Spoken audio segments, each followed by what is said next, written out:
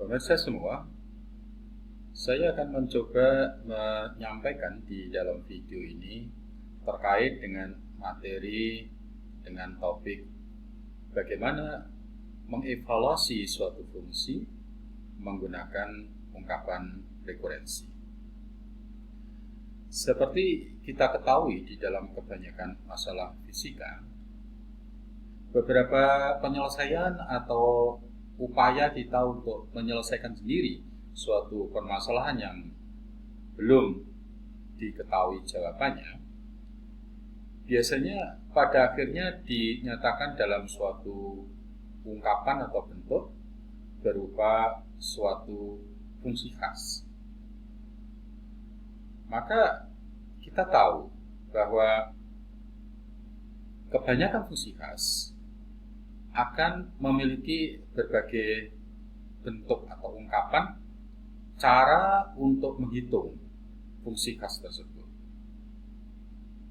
Beberapa ungkapan yang biasanya baku diberikan dalam setiap fungsi khas adalah bagaimana bentuk deret dari fungsi itu. Kemudian bagaimana persamaan diferensial beserta penyelesaian umumnya sebagai wakilan bagi fungsi khas itu. Kemudian biasanya dilanjutkan dengan bagaimana bentuk kaitan rekurensinya, bagaimana bentuk ungkapan integralnya, bagaimana kaitan asymptotik bagi fungsi itu, sedemikian rupa sehingga akan ada banyak pilihan bagi kita yang ingin mengevaluasi fungsi tadi, dan kemudian ketika berhadapan dengan salah satu bentuk kita mengalami kesulitan, maka ada opsi bagi kita untuk memilih bentuk lain yang memungkinkan bagi kita untuk mengevaluasi fungsi itu. Jadi kira-kira materi yang akan saya sampaikan berikut ini adalah terkait dengan salah satu ungkapan yang biasa dikenal di dalam fisika adalah ungkapan kaitan rekurensi. Maka kaitan rekurensi kenapa disukai? Karena dengan adanya suatu bentuk yang melibatkan nilai bagi fungsi itu pada suatu orde tertentu, karena dia kaitkan dengan nilai fungsi tersebut pada orde yang lain, yang biasanya pada orde yang lebih rendah, karena bentuk eksplisit dari fungsi itu pada orde rendah menjadi sederhana, dan karena itu lebih mudah untuk diingat. Maka dengan mulai dari nilai fungsi pada orde rendah yang asumsinya lebih sederhana, memungkinkan kita dengan menggunakan kaitan rekurensi itu untuk mengevaluasi atau mencari nilai fungsi itu pada sembarang orde yang kita inginkan. Dan kita tahu di dalam konteks bahasa pemrograman atau algoritma dan kemudian implementasi source code-nya, ketika ada upaya yang berulang berupa looping, maka cara untuk menghitung nilai itu menjadi sederhana. Dan karena itulah, maka biasanya andaikan memungkinkan, kaitan rekurensi ini menjadi pilihan. Saya coba menampilkan bentuk tayangannya. Saya coba langsung ke visual code-nya dari materi yang pernah saya sampaikan.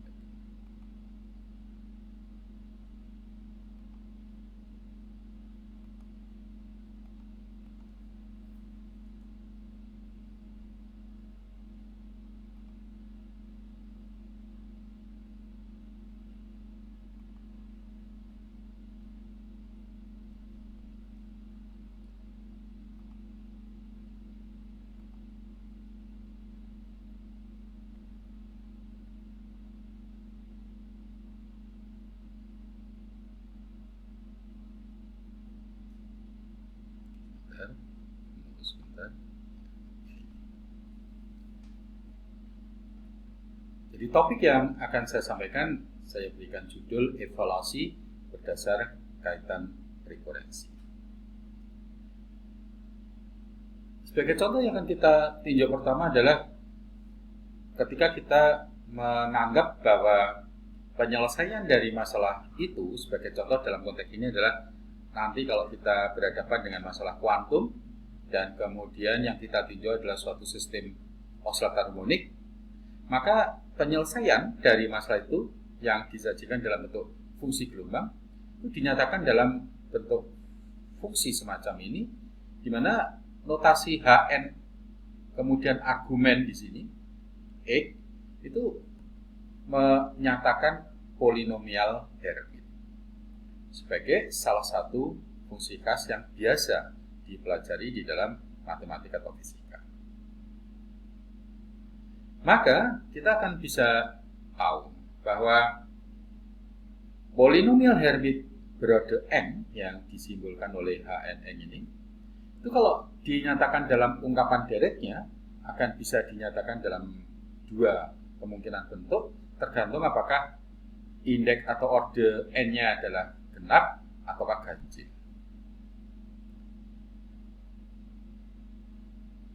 Maka kalau kita lihat bahwa X itu dipangkatkan untuk 2J untuk n genap, kemudian X-nya dipangkatkan 2J plus 1 untuk n ganjil, maka kita bisa paham bahwa polinomial Hermit itu akan memiliki bentuk sebagai fungsi genap kalau n-nya adalah genap.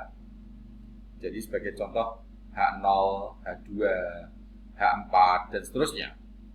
Maka bentuk fungsinya merupakan fungsi genap, artinya di bagian X positif dan X negatif akan persis sama seperti dicerminkan. Dan sebaliknya kalau n-nya ganjil sebagai contoh H1, H3, H5 dan seterusnya, maka bentuk fungsinya adalah fungsi ganjil. Itu artinya adalah bagian X negatif itu merupakan kebalikan dari X positif. Lebih mudah dilihat dari bentuk dereknya. Dan dengan demikian, karena ungkapan dereknya diberikan, kalau menginginkan masalah untuk mengevaluasi polinomial Hermit itu dapat juga disajikan di dalam bentuk derek. Nah, karena konteks kita sekarang adalah dalam ungkapan kaitan rekurensi, maka yang akan kita kaji adalah yang berikut ini. Ini adalah bentuk kaitan rekurensi bagi polinomial Hermit pada orde n plus 1 yang dikaitkan dengan nilai-nilai dari polinomial Hermit pada orde ke n dan orde n minus 1. Maka sebagai contoh yang saya berikan tadi, andai kan kita mengetahui nilai H0, ya, itu berarti adalah ketika n-nya 1 dikurangi 1 adalah H0, dan akibatnya H1 juga diketahui, maka dengan kaitan rekurensi ini H2 akan bisa diperoleh. Dan kemudian kalau kita lanjutkan lagi, ketika H1 diketahui, H2 baru saja kita hitung, maka H3 akan bisa diperoleh, dan seterusnya. Maka kita tahu dari ungkapan derek di sini, kalau n-nya kita ambil 0, ya, maka batasnya di sini akan n itu 0 adalah genap, berarti yang diambil adalah bentuk yang pertama di sini. Maka kita tahu ada ungkapan n faktorial, 0 faktorial adalah 1. Kemudian batas atasnya adalah n dibagi 2, itu berarti adalah 0. Sehingga hanya tinggal satu suku, yaitu sama dengan 2x pangkat 2 dikalikan 0 adalah 0. 2x pangkat 0 itu adalah 1. Sehingga kita tahu dengan mudah bahwa H0x itu bentuknya sama dengan nilai 1. Kebetulan tidak mengandung x. Dan kemudian itu berarti adalah mudah untuk dihitung. Dan kemudian kalau kita ambil H1, yaitu n-nya 1, maka karena 1 itu adalah ganjil, yang dipakai adalah bentuk deret yang kedua. Maka kita lihat di sini. Batas atasnya akan menjadi 1 dikurangi 1 bagi 2, itu adalah 0. Sehingga hanya ada satu suku, sehingga bentuknya akan sama dengan 2 dikalikan x dipangkatkan 2 kali j, j-nya batasnya adalah 0, berarti 2 kali 0 adalah 0 ditambah 1, 1. Sehingga kita juga dari ungkapan dari ini bisa tahu bahwa H1x bentuknya adalah sederhana, yaitu sama dengan 2x. Karena n faktorial di sini 1 faktorial adalah 1. Jadi kalau kita sudah tahu bahwa H0x itu adalah 1, kemudian H2x adalah 2x, maka H2x akan bisa diperoleh, H2x dan H1 yang diperoleh akan diperoleh H3 dan seterusnya. Maka source code dari kaitan rekurensi untuk polinomial Hermite akan sederhana diberikan oleh bentuk di sini. Jadi kita lihat seperti biasa, ya, dengan kaitan rekurensi maka implementasi dalam bentuk source code akan sederhana. Pada umumnya hanya diberikan dalam 2 baris, ya, hanya berupa 3 baris. Ya. Yang pertama Y, karena kita di sini akan menghitung polinomial Hermite dengan menggunakan kaitan rekurensi, maka kita akan mengasumsikan variabel yang mewakili itu adalah Y rekur, singkatan dari rekurensi, dan kita boleh menggunakan nama yang lain tersembarang. Jadi akan kita ambil Y rekur yang 0 adalah 1, Y rekur 1 adalah 2 kalikan X. Maka kalau itu kita masukkan di dalam proses looping ini, maka kita nanti akan bisa memperoleh Y rekur atau polinomial Hermite pada sembarang N. Maka dengan source code yang sederhana itu, kalau kita coba, kita bandingkan, kebetulan di dalam Julia ada cara untuk menghitung polinomial Hermite pada sembarang N melalui suatu modul yang bisa dimanfaatkan kalau kita memanggil polinomial Hermite yang sesuai. Jadi kalau kita coba, kita plot Y rekur tadi yang diwakili oleh fungsi Hermite N di sini, maka bisa kita lihat bahwa bentuk plotnya akan semacam ini. Ini kalau kita lihat terjadi pada saat N sama dengan 3, N sama dengan 3 itu adalah ganjil, maka bisa kita lihat di sini bahwa pada X positif dia bentuknya adalah 0, negatif, kemudian positif. Tapi sebaliknya pada saat X-nya negatif, yaitu mulai dari positif dulu, kemudian baru negatif. Jadi merupakan kebalikan dari nilai X di positif dengan nilai X di negatif. Itu berarti bentuknya adalah fungsi ganjil. Jadi nampaknya ada indikasi bahwa source code yang kita buat sederhana tadi itu sudah bisa digunakan untuk mengevaluasi sembarang polinomial Hermite pada orde ke N dengan menggunakan kaitan rekurensi. Untuk meyakinkan itu, seperti saya singgung tadi, kita panggil modul yang ada di dalam Julia yang disebut sebagai spatial polynomial, paket spatial polynomial. Salah satu dari paket itu bisa kita panggil, yaitu bentuknya basis Hermite N. Kenapa bisa semacam itu? Bisa kita baca pada manual. Kalau kita ketik kata kunci spatial polynomial plus Julia di internet, nanti salah satunya akan ditunjukkan bahwa cara untuk menghitung polinomial Hermite itu bisa dilakukan dengan menggunakan statement di sini, basis Hermite N. Maka kita bisa bandingkan itu dengan evaluasi polinomial Hermite dari source code yang baru saja kita susun sederhana tadi, dan kemudian kita coba bandingkan dalam satu bentuk kurva yang sama. Yang pertama adalah kurva berdasarkan bawaan dari Julia yang kita anggap karena itu sudah berupa paket, maka sudah dicek oleh banyak pengguna di seluruh dunia dan itu berarti sudah robust, ya, sudah stabil. Dan kemudian kita bandingkan dengan source code sederhana kita menggunakan kaitan rekurensi.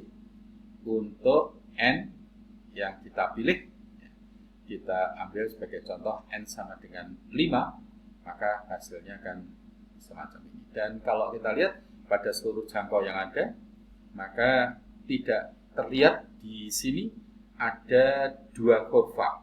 Yang nampak adalah satu kurva. Itu berarti bahwa kalau kurva biru menyatakan dari paket bawaan Julia, dan kemudian yang putus-putus orange di sini adalah hasil dari perhitungan berdasarkan kaitan rekurensi kita. Nampaknya hasil kaitan rekurensi kita sudah sesuai. Jadi dari sini bisa kita lihat bahwa dengan kaitan yang sederhana, selama ada kaitan rekurensi, maka masalah untuk mengevaluasi fungsi itu bisa dilakukan sebagai alternatif kalau umpamanya kita menghadapi masalah dengan ungkapan yang lain. Sebagai contoh yang dibandingkan di sini adalah ungkapan derivatif. Itu untuk polinomial derivatif. Maka seperti biasa di dalam masalah komputasi selalu ada trade-off. Jadi kita harus meyakinkan bahwa setiap kemudahan biasanya ada kesulitan, dan sebaliknya setiap ada kesulitan biasanya juga ada kemudahan. Di dalam konteks polinomial Hermite ini nampaknya menggunakan kaitan rekurensi dan menggunakan deret sama-sama bagusnya, ya, sehingga bisa kita pilih. Tetapi kalau trade-off-nya, maka dengan menggunakan kaitan rekurensi ini kita harus meyakinkan diri bahwa kaitan rekurensi ini kalau nanti kita bandingkan dengan cara lain, sebagai contoh dengan menggunakan evaluasi deret, maka dia juga akan tetap teliti pada sebarang n. Silahkan untuk mencoba sendiri dari source code yang saya berikan. Kalau di sini diberikan pada N5, maka bisa diganti untuk N25, N50, dan seterusnya. Dan nanti bisa dicek sendiri apakah pada sembarang N nanti tetap sesuai dengan hasil yang seharusnya. Sebagai rangkuman, saya ingin meyakinkan bahwa khusus untuk polinomial Hermite di sini nampaknya tidak ada masalah. Bahwa kaitan rekurensi yang mewakili polinomial Hermite itu nampaknya aman untuk digunakan ketika kita menghadapi masalah untuk mengevaluasi polinomial Hermite. Yang jadi masalah adalah kalau kemudian kita manfaatkan kaitan rekurensi itu untuk fungsi khas yang lain, sebagai contoh yang sering muncul di dalam masalah fisika adalah fungsi Bessel dalam koordinat bola. Biasanya dinyatakan di dalam kebanyakan buku sebagai spherical Bessel function. Ya. Maka kita tahu ya, bahwa ungkapan deret bagi fungsi Bessel itu sebetulnya juga ada. Seperti halnya polinomial Hermite, ada dua jenis ya, fungsi Bessel. Yang pertama disebut sebagai fungsi Bessel jenis pertama, spherical Bessel first type ya. Dan kemudian ada fungsi Bessel jenis kedua. Notasinya yang jenis pertama adalah biasanya dalam kebanyakan buku J kecil n, sedangkan yang jenis kedua itu adalah Y kecil n. Ya. Masing-masing punya kaitan rekurensi sendiri-sendiri. Yang fungsi Bessel jenis pertama diberikan oleh persamaan pertama di sini, kemudian yang jenis kedua diberikan oleh ungkapan di sini. Ungkapan untuk fungsi Bessel agak lebih rumit dibanding dengan polinomial Hermite. Ya. Maka di dalam kebanyakan buku biasanya diberikan bahwa pada saat n-nya 0, yaitu J0, maka bentuk eksplisit dari fungsi Bessel jenis pertama adalah semacam ini, sinus X dibagi E.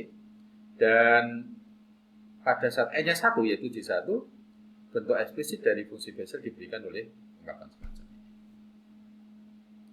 Sedangkan fungsi Bessel jenis kedua diberikan oleh bentuk minus cosinus X bagi E, sedangkan fungsi Bessel jenis kedua pada saat n-nya 1 diberikan oleh ungkapan ini. Jadi seperti yang saya sampaikan tadi, ketika dua nilai bagi masing-masing fungsi Bessel itu sudah diberikan, maka dengan ungkapan rekurensi ini memberi kesempatan bagi kita untuk bisa menghitung baik fungsi Bessel jenis pertama maupun fungsi Bessel jenis kedua pada sembarang orde.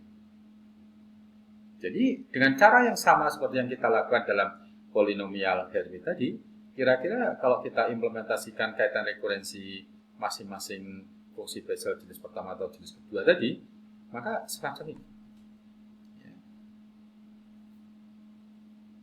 Masing-masing baris pada fungsi yang kita susun nampaknya tidak beda dengan polinomial Hermite tadi. Yang membedakan adalah nilai awalnya, yaitu J0 dan J1 yang berbeda.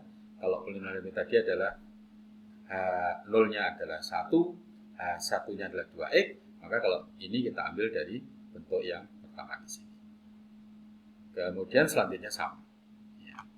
Dan kemudian fungsi Bessel yang jenis kedua, kita tahu Y0 dan Y1-nya diberikan seperti ini, diberikan oleh ungkapan ini. Kemudian yang selanjutnya akan sama. Maka sekarang ada kesempatan bagi kita, kalau sudah yakin bahwa polinomial Hermite tadi nampaknya stabil pada seluruh order yang diberikan, maka kita bisa mencoba untuk fungsi Bessel jenis pertama ini pada n yang kita ambil. Sekarang kalau kita ambil antara fungsi Bessel n yang sama berdasarkan source code kita ini, kemudian kita bandingkan dengan fungsi Bessel dari paket Julia. Ini bisa kita panggil dengan menggunakan using special function. Lagi-lagi seperti polinomial Hermite tadi, kita bisa tahu kenapa cara untuk memanggil fungsi Bessel jenis pertama adalah dengan perintah ini, spherical Bessel J, ya, nx di sini. Bisa kita ketik di internet dengan perintah special function, ya. Special function, kemudian plus Bessel first type, ya. Maka nanti akan ditunjukkan bahwa cara untuk memanggilnya adalah seperti yang kita berikan di sini. Jadi akan kita coba bandingkan hasil dari kaitan rekurensi itu ketika kita terjemahkan dalam source code Julia. Pada saat kita ambil n tertentu, ya, pada saat n-nya kita ambil 15, kemudian x-nya sama 2, ya, maka hasil yang kita peroleh adalah semacam di sini. Kita sengaja mengambil n15 dan x sama dengan 2 ini karena sudah mencoba pada sembarang n dan x yang lain. Ya, itu berarti adalah yang paling mudah, best practice yang kita selalu lakukan dalam komputasi adalah meyakinkan diri pada nilai rendah dulu.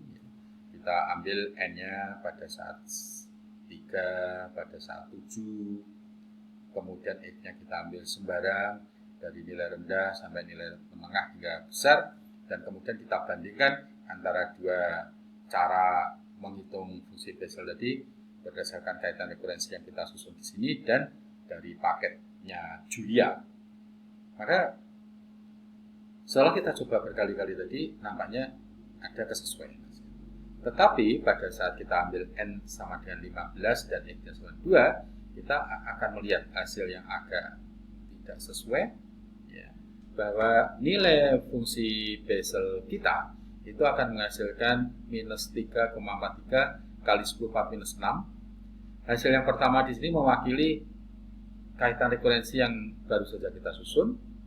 Sedangkan yang kedua ini kita sebut eksak karena kita ambil berdasarkan paket Julia. Maka hasilnya adalah 1,6 10 power minus 13. Kita ingat hasil semacam ini yang seharusnya adalah 10 pangkat minus 13, tetapi hasil perhitungan adalah 10 pangkat minus 6. Maka perbedaannya sekitar 10 pangkat 7. Suatu nilai yang luar biasa besar, bukan lagi kecil, yang menunjukkan bahwa ternyata kaitan rekurensi bagi fungsi Bessel itu, meskipun bentuk eksplisitnya sudah diberikan di dalam kebanyakan buku, tetapi kalau itu langsung kita gunakan untuk menghitung secara numerik fungsi Bessel, maka ternyata pada saat n-nya besar, 15 kita anggap besar, ataukah n-nya juga besar, x-nya sama dengan 2 juga kita besar, maka ada perbedaan yang luar biasa besar, yaitu 10 juta kali perbedaan tersebut. Jadi perbedaan yang tidak bisa dianggap kecil. Indikasi perbedaan yang luar biasa ini menunjukkan bahwa fungsi perhitungan fungsi Bessel menggunakan kaitan rekurensi ternyata berpotensi tidak stabil. Seperti halnya ketika kita menghitung golden number berdasarkan kaitan rekurensi yang juga tidak stabil. Maka ketika kita menghadapi situasi semacam itu, yang bisa kita ambil adalah jangan menggunakan kaitan rekurensi untuk menghitung fungsi yang terkait. Karena ada dua bentuk fungsi Bessel, maka sekarang kita coba lagi hal yang sama tadi untuk yang jenis kedua. Lagi di dalam paket special function tadi ada cara untuk membandingkan secara bawaan fungsi Bessel jenis kedua. Kalau tadi cara memanggilnya adalah spherical Bessel J, kalau sekarang adalah spherical Bessel Y. Argumennya sama, yaitu N. Ini akan kita bandingkan dengan source code kaitan rekurensi kita yang tadi sudah kita tunjukkan, namanya adalah Bessel 2. Maka coba kita bandingkan untuk N yang sama yaitu 15 tadi dan X yang sama yaitu 2. Kalau kita lihat berbeda dengan fungsi Bessel jenis pertama tadi, maka untuk N dan X yang sama ini dari hasil kaitan rekurensi kita menghasilkan nilai minus 1, 0, 1 dan seterusnya 10, 4, 11. Kemudian hasil dari paket bawaan Julia menghasilkan minus 1, 0, 1, 21 dan seterusnya. Tapi yang penting adalah ini, pangkatnya juga sama, pangkat 11. Ini menunjukkan bahwa kalau kaitan rekurensi fungsi Bessel jenis pertama ternyata berpotensi tidak stabil, sehingga berbahaya kalau kita gunakan untuk menghitung fungsi Bessel. Tetapi sebaliknya, kalau fungsi Bessel jenis kedua ternyata stabil, dipersilakan untuk mencoba sendiri. Kalau N-nya kemudian kita ambil yang lain, bukan 15, tapi sebagai contoh 20, 25, dan sebagainya, kemudian X-nya digunakan nilai X yang lain, maka semestinya perilaku dari kaitan rekurensi fungsi Bessel jenis kedua ini akan sama seperti perilaku polinomial Hermite pada saat digunakan kaitan rekurensi memperoleh nilai pada sembarang waktu. Itu artinya adalah polinomial Hermite maupun fungsi Bessel jenis kedua ternyata aman kalau kita ingin menghitung fungsi masing-masing itu dengan wakilan kaitan rekurensinya. Tetapi hati-hati kalau kita ingin menghitung fungsi Bessel jenis pertama dengan menggunakan kaitan rekurensi, karena baru saja ditunjukkan tadi ternyata adalah tidak stabil. Sehingga pertanyaannya adalah, kalau begitu, kalau tidak stabil, apakah kemudian kita tidak bisa menggunakan kaitan rekurensi fungsi Bessel jenis pertama untuk menghitung nilai pada sembarang waktu? Jawabannya adalah boleh jadi tidak bisa, tapi boleh jadi bisa kalau kita melakukan modifikasi. Dan metode numerik adalah terkait dengan itu. Adalah upaya dari kita untuk mencoba memodifikasi ungkapan yang baku, ya, yang sudah diberikan biasanya di dalam kebanyakan buku teks. Kemudian apakah setelah kita lakukan sedikit modifikasi akan bisa digunakan lagi menghitung secara numerik fungsi. Di dalam kaitan fungsi Bessel jenis pertama ini nampaknya modifikasi itu bisa, ya, dengan trik yang agak unik, yaitu dengan cara demikian. Ungkapan kaitan rekurensi fungsi Bessel jenis pertama itu sekarang kita balik. Bukan yang di sisi kiri ini adalah Jn plus 1. Ya, kemudian yang di kanan adalah N yang lebih kecil, yaitu N dan N-1. Tetapi kita balik. Justru yang di bagian kiri itu adalah Jn-1-nya. Ya. Yang di sebelah kiri adalah justru Jn-1-nya. Sedangkan yang di sebelah kanan itu adalah N yang lebih besar, yaitu N dan N plus 1. Kita mungkin masih ingat upaya semacam ini ketika kita menghadapi masalah untuk menghitung suatu ungkapan deret dari orde rendah ke tinggi yang ternyata tidak teliti dan kemudian bisa menjadi teliti kalau kemudian kita balik urutannya. Bukan dari orde rendah ke orde besar, bukan dari pangkat rendah dijumlahkan hingga pangkat tinggi, tetapi dimulai dulu dari pangkat tinggi kemudian secara bertahap menuju pangkat rendah. Ternyata hasil yang diperoleh hanya semata-mata membalik urutan itu bisa mempertinggi tingkat ketelitian bagi perhitungan fungsi itu. Maka ini dasar pikiran ini yang akan kita coba.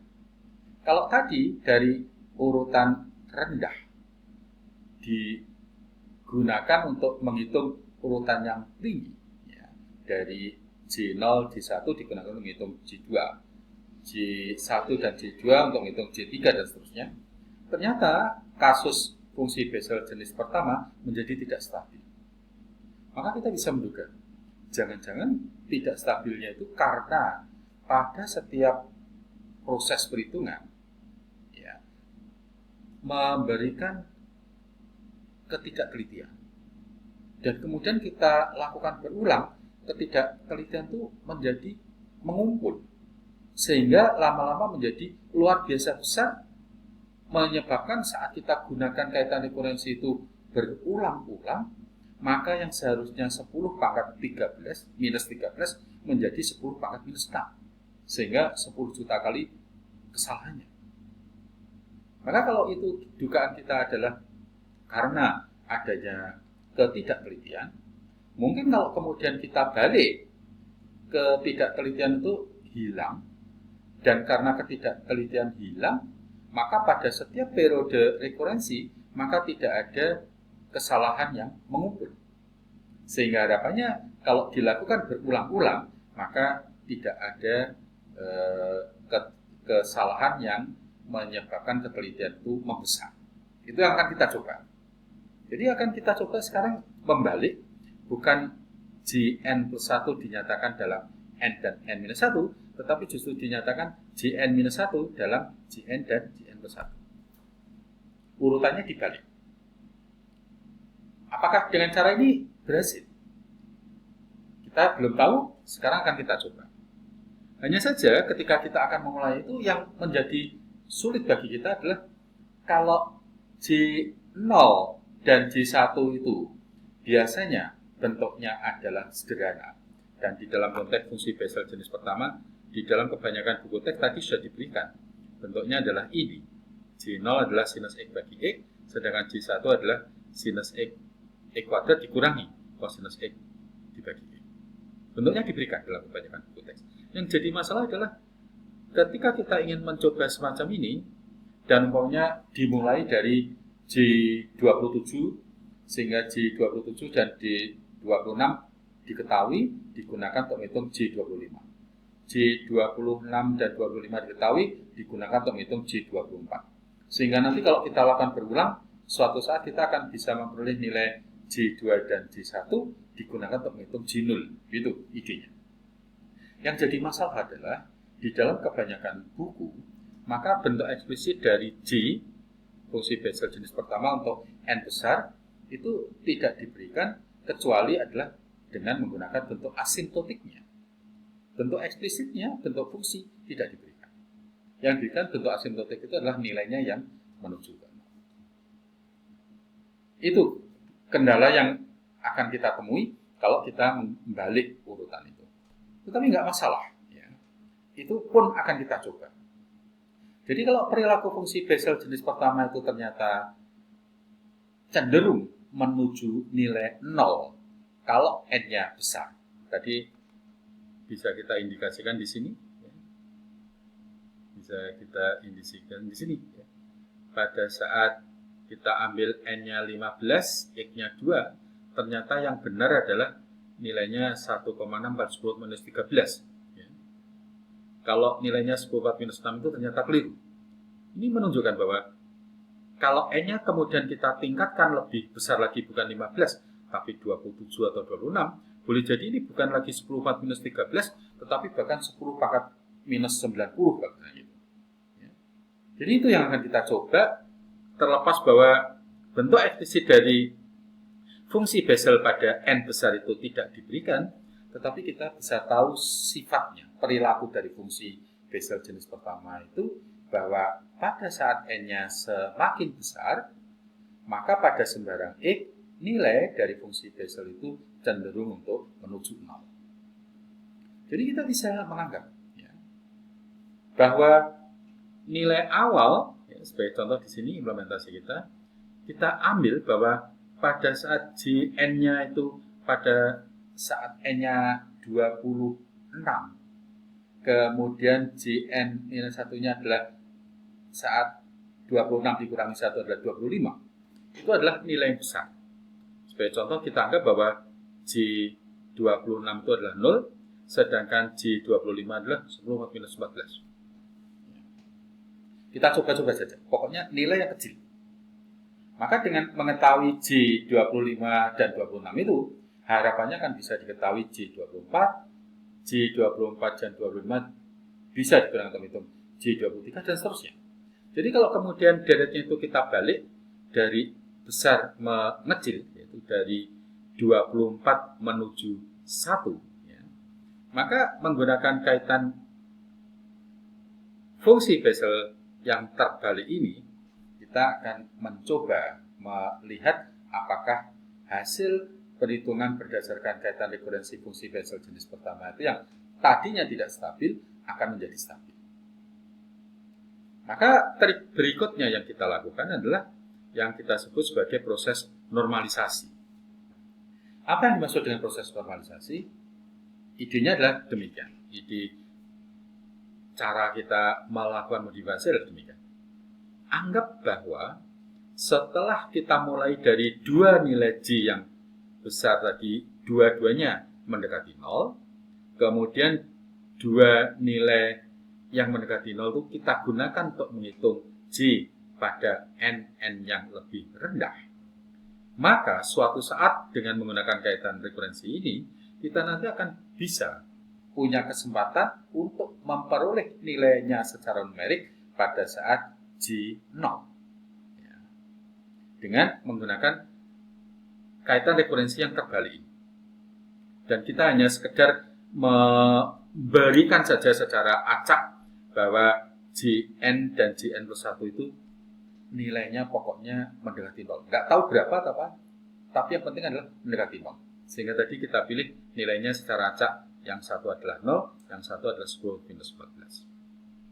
Maka kita bisa menduga bahwa karena nilainya adalah sembarang, tapi yang jelas memiliki sifat dari fungsi Bessel itu yaitu menuju 0 pada saat N-nya besar, maka kita bisa menduga bahwa kaitan rekurensi yang didasarkan pada dua nilai yang belum tentu benar, meskipun karakteristiknya benar, itu akan memberikan J0 yang belum tentu benar.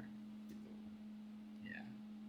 Maka caranya untuk membawa dia agar menjadi benar adalah kita kembalikan lagi bahwa J0 yang berdasarkan kaitan rekurensi terbalik ini saat sudah diberikan dari proses implementasi source code kita, nanti kita bandingkan dengan nilai J0 hasil eksak ini, yaitu J0 X itu sesungguhnya sama dengan sinus X bagi X. Andaikan benar persis sama, maka kita anggap bahwa nilai yang lain benar. Ya. Tetapi andaikan keliru, sebagai contoh, pada X tertentu ini, nilai sinus X dibagi ini X itu ternyata, ini berdasarkan hasil eksak ini, itu ternyata kalau kita hitung menghasilkan 0,17. Sedangkan hasil dari kaitan rekurensi terbalik itu ternyata menghasilkan 0,11. Seharusnya 0,17, hasil perhitungan rekurensi ini 0,11. Maka yang kita maksud proses normalisasi adalah Kalau begitu, yang seharusnya 0,17 tapi hasil perhitungan terbalik ini 0,11, itu kita nyatakan dalam faktor skala. Itu kalau di dalam matematik disebut sebagai proses menormalisir, mengembalikan ke nilai yang sebenarnya. Jadi 0,11 itu kita kalikan dengan sesuatu nilai sedemikian rupa dengan faktor pengali itu, dia yang tadinya 0,11 akan menjadi 0,17. Ya. Andaikan faktor pengalinya itu umpamanya agar 0,11 menjadi 0,17, anggap saja adalah K. Maka K itu kita simpan, faktor pengali itu. Ya, ini penjelasan ini. Sesuai dengan sifat fungsi Bessel jenis pertama, yaitu nilai Jn1 dan Jn, untuk nilai yang besar yang dapat kita ambil sembarang, ya, pokoknya nilai mendekati 0, itu kemudian kita gunakan untuk menghitung. Sedemikian rupa sehingga hasil perhitungan kita ini, itu kalau kita bandingkan dengan nilai yang seharusnya, yaitu bentuk sinus X bagi X, itu akan menghasilkan faktor pengali K. Jadi sebagai contoh, ini K itu adalah tadi sinus X dibagi X itu seharusnya 0,17, ternyata hasil perhitungan kita 0,11. Sehingga nilai K-nya akan menjadi 0,17 dibagi dengan 0,11. Jadi K, faktor pengali itu kita anggap sebagai koreksi, ya, dari kesalahan akibat kaitan rekurensi yang menuju ke bawah dengan yang seharusnya. Dan sayangnya yang seharusnya itu hanya diketahui pada dua nilai, yaitu pada J0X dan J1X. Maka kalau kemudian pada J0X sudah kita kembalikan lagi agar nilainya benar, kita lakukan proses normalisasi tadi sehingga menghasilkan K ini, maka harapan kita adalah nilai-nilai yang lain ini, ya, J1, J2, J3 dan seterusnya ini, yang tadi kita peroleh berdasarkan kaitan rekurensi urutan ke bawah ini, itu kalau kemudian juga kita kalikan dengan faktor koreksi K tadi, seharusnya apabila keliru, dia akan kembali lagi menuju nilai yang benar. Itu adalah idenya. Jadi, trik yang kita lakukan di sini adalah setelah mengetahui bahwa fungsi Bessel jenis pertama itu ternyata ketika menggunakan bentuk bakunya yang biasa diberikan dalam pertanyaan textbook, yaitu dari order rendah menuju tinggi itu ternyata tidak stabil, akan kita coba lakukan modifikasi. Kalau dibalik, justru dari yang order tinggi dulu menuju order rendah, tapi nanti setelah ketemu nilainya pada order rendah, yaitu pada J0, maka J0 itu kita kembalikan lagi agar sesuai dengan hasil eksak, itu bentuk sinus X dan X. Berapa koreksinya kita sebut sebagai faktor pengalikan. Jadi kalau K-nya kemudian sudah ketemu, kemudian K itu kita gunakan untuk mengkoreksi J1, J2 dan seterusnya, harapannya seluruh J hasil dari kaitan rekurensi ke bawah ini akan juga benar. Itu akan kita coba lakukan. Jadi kira-kira ini, ya, dimulai bukan dari rendah, tapi dimulai dari tinggi, 26 dan 25, kemudian dari 24 hingga 1 itu kita gunakan kaitan rekurensi itu. Kemudian setelah berhasil hingga pada order ke 0, kemudian kita cari faktor pengali itu, yaitu sinus X dibagi X, kemudian dibagi dengan Jn1. Jn1 ini tidak lain adalah J01. J sembarang dengan N-nya adalah 1 atau 0. Maka J final itu tidak lain adalah J yang hasil kaitan rekurensi itu kita kalikan dengan faktor koreksi K. Maka hasil finalnya seharusnya sesuai. Kita coba source code modifikasi ini, kita panggil N12, kita ambil K 3,8, kemudian kita coba hasil spherical fungsi Bessel jenis pertama, yaitu spherical Bessel J, itu kita bandingkan dengan fungsi kaitan rekurensi Bessel jenis pertama kita, tetapi arahnya adalah down, ke bawah. Kalau kita coba lihat, hasil yang seharusnya adalah 1,0910 pangkat minus 6, dan hasil kita adalah 1,0910 pangkat minus 6. Ternyata berhasil. tidak ada lagi indikasi bahwa terjadi ketidakstabilan. Lagi-lagi saya berikan dalam bentuk source code ini agar kita bisa mencoba sendiri, sehingga kalau teliti, ada yang teliti, maka melihat, ya ini kan belum membuktikan yang tadi terjadinya ketidaksesuaian tadi, yang satunya 10 pangkat minus 6, yang satunya 10 pangkat minus 13, itu kan terjadi pada saat N15. Ini kan baru ditunjukkan N12. Maka kalau itu yang ditanyakan, dipersilakan untuk mencoba sendiri, ya. Maka harapannya nanti akan kita coba simpulkan bahwa ternyata upaya kita untuk melakukan evaluasi fungsi berdasarkan rekurensi itu kalau dibandingkan dengan metode Deret adalah ada potensi ketidakstabilan. Tetapi di sini sekaligus kita tunjukkan dalam materi di sini, apabila ternyata ada potensi ketidakstabilan, ternyata selalu ada cara bagi kita untuk memodifikasi langkah itu agar terjadinya ketidakstabilan itu bisa diatasi. Di dalam konteks fungsi Bessel jenis pertama ini, maka kita tunjukkan. Kalau kemudian kita lakukan modifikasi dengan sedikit trik, yaitu dengan membalik bukan dari J rendah, yaitu J0 dan J1 menuju N tinggi, tetapi dibalik dari Jn tinggi dulu digunakan untuk menghitung J0, maka kalau itu yang kita lakukan dibalik urutannya, dan setelah kita peroleh hasil, maka J0 tadi kita lakukan proses normalisasi, yaitu kita kembalikan lagi ke nilai yang benar, yaitu bahwa J0 itu merupakan sinus X dibagi X. Maka kalau kemudian faktor koreksi itu kita gunakan untuk mengoreksi JJ yang lain, harapannya adalah kita peroleh yang tadinya tidak stabil menjadi stabil. Dan sekarang kita tunjukkan pada saat N sama dengan 12, X-nya sembarang, ternyata yang satunya eksak menunjukkan 10/6, yang hasil modifikasi kita juga menunjukkan 10/6. Jadi itu menunjukkan bahwa yang tadinya muncul potensi ketidakstabilan, maka sekarang dengan melakukan sedikit trik itu, proses ketidakstabilan akan hilang. Sehingga kalau mau, maka kita tetap bisa mencoba mengevaluasi fungsi Bessel jenis pertama dengan tetap mempertahankan kestabilan dari proses evaluasi kaitan rekurensi. Itu yang bisa saya sampaikan dengan tayangan berikut ini.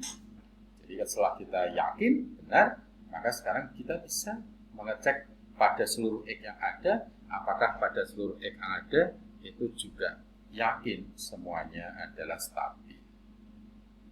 Dan kemudian kita tunjukkan kalau itu kita bandingkan dengan hasil eksak, yaitu hasil yang diperoleh berdasarkan paket bawaan dari Julia, ternyata pada seluruh ring yang ada itu tidak nampak ada dua kurva, nampaknya yang terlihat adalah satu kurva, menunjukkan bahwa dua kurva yang sesungguhnya itu akan saling berimpit, dan itu berarti hasil pada seluruh domain itu adalah teliti.